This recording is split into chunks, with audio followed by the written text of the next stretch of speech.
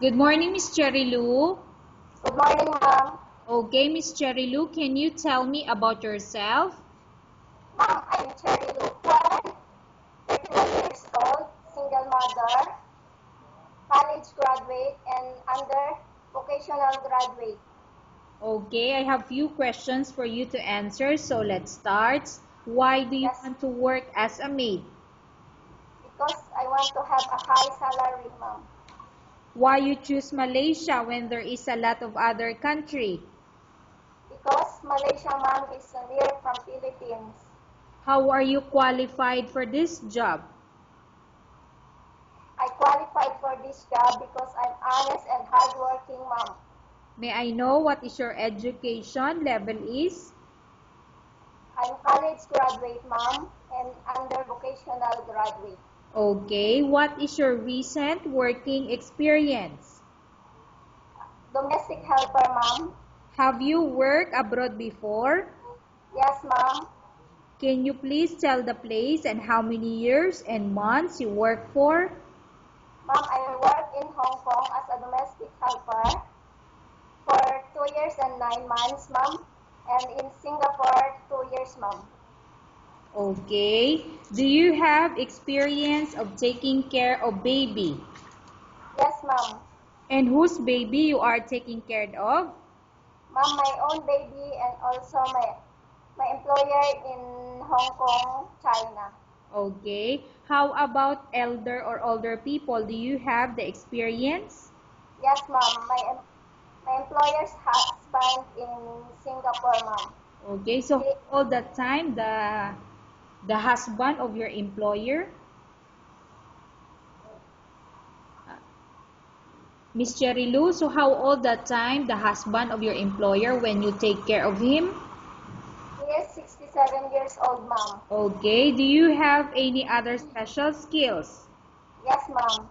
Babysitting, cooking, washing, and ironing, ma'am. Okay, are you willing to learn new skills? Yes, ma'am. Are you willing to work with a family where the mother-in-law or any relatives stay together? Yes, ma'am. Currently, are you still working now? No, ma'am. Do you know how to cook? Yes, ma'am. What sort of food can you cook? Like a Chinese food, ma'am. Like Okay. fried vegetables and steam, ma'am. Okay. How about Filipino food? So not just Chinese food you can cook, but also Filipino, right?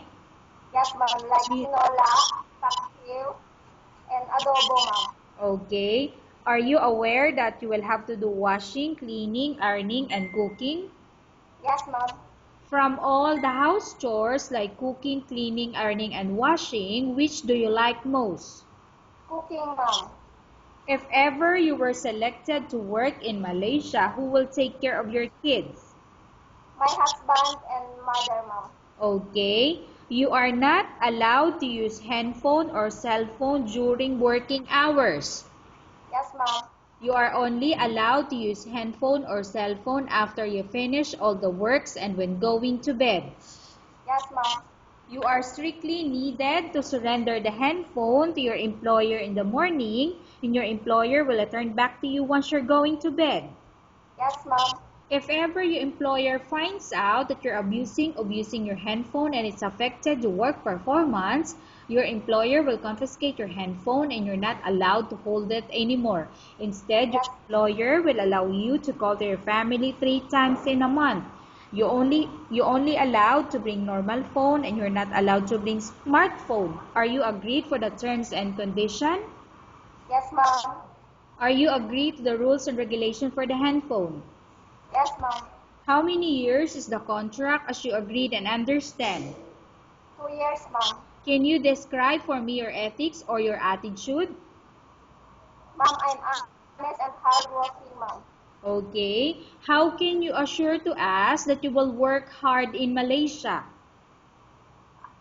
I will work hard in Malaysia because I want to help my family.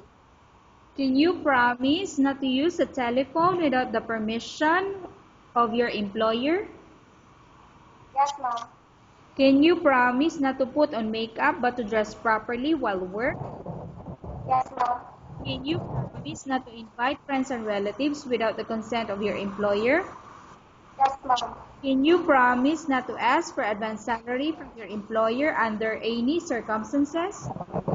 Yes, ma'am. Do you really understand of the rules and regulation of the agency?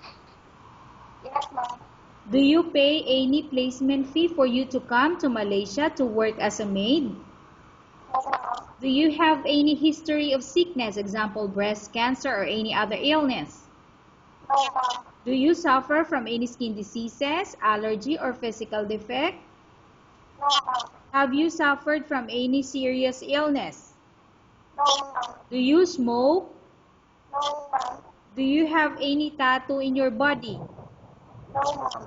Do you take any prohibited drugs before?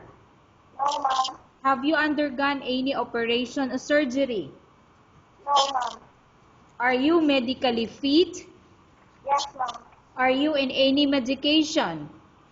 No, ma'am. Are you allergic with any food? No, ma'am. Are you prepared to work for the employer of any race? Yes, ma'am. Are you prepared to eat the type of food taken or given by your employer? Yes, ma'am. Are you afraid of being left alone in the house? No, ma'am. Are you afraid of dogs or other pets? No, ma'am. Can you promise to work according to instruction from your employer?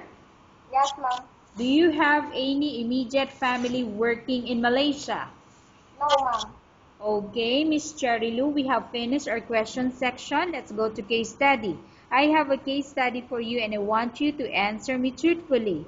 Upon arrival in Malaysia within 6 months, if ever any of your family members pass away, what will you do? Will you continue to work till finish your contract or you will go back?